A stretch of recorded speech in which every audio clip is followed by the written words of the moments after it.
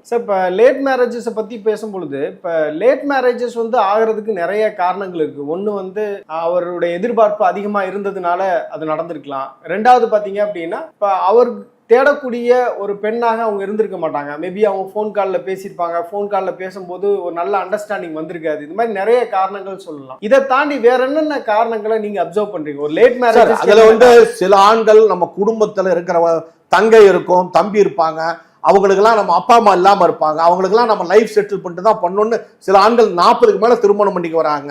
அவங்களெல்லாம் நான் உண்மையிலேயே பெருமையாகவும் நினைக்கிறேன். குடும்பத்துக்கோசரம் அவங்க திருமணம் பண்ணிக்காம தங்கைகளுக்கு திருமணம் பண்ணி வச்சுட்டு, இப்போ கூட எங்கிட்ட ஒரு கஸ்டமர் இருக்காரு, அவருக்கு வந்து வயசு 42, அவர் தங்கைக்கு வயசு 39. அந்த அம்மா சார்ட்டர்ட் அக்கௌண்ட்.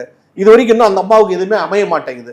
அவர் வந்து தங்கைக்கு திருமணம் மட்டும் தான் பண்ணிக்கோங்கிறாரு. இந்த மாதிரி நிறைய லேட் மேரேஜ். இப்போ லேட் மேரேஜஸ்ல வந்து உண்மையாகவே சக்சஸ்ஃபுல்லா அவங்களுக்கு வந்து ஒரு 40 இல்லை 35க்கு மேல வந்து அவங்களுக்கு திருமணம் நடக்குதா? ஆண்கள் பெண்கள் ஒரு சிலருக்கு அமைஞ்சிருது சார். அவங்க எப்படின்னு காம்ப்ரமைஸ் ஆயிடுறாங்கன்னா, சரி ரைட், இனிமேல் நம்ம லைஃப் ஏதோ ஒரு விதத்தில் அமைச்சுக்கணும் அப்படின்னு விடோவோ அல்லது டிவோர்ஸ் ஆனதோ எதையோ ஒரு காம்ப்ரமைஸ் பண்ணிக்கிறாங்க.